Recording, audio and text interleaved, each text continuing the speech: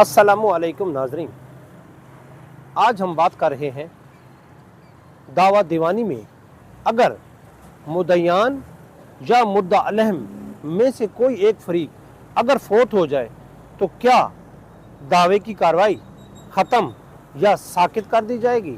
नहीं, ऐसा हरगिज़ नहीं है। ज़ाब्ता दीवानी के आर्डर 22 में इस अमर की वजाहत दी गई है कि अगर दौरान दावा मुद्दईयान में से कोई फोत हो जाए या मुद्दा अलहम में से कोई फोत हो जाए तो बकिया मुद्दा अलहम अपने करीबी फोत होने वाले मुद्दा अलहम के वारसान के नाम अदालत में जमा करवाएंगे। अगर मुद्दईयान में से कोई फोत हो जाता है तो बकिया मुद्दईयान फोत शुदा मुद्दई के वारसान के नाम अदालत में जमा करवाएंगे।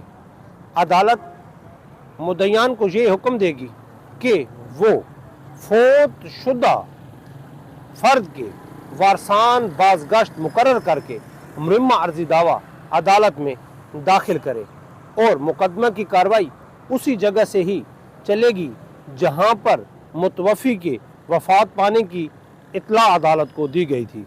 मुरम्मा अर्जी दावा दाखिल होने के बाद अगर फ़रीक़ैन चाहें तो अपना जवाब दावा भी अदालत में जमा करवा सकते हैं।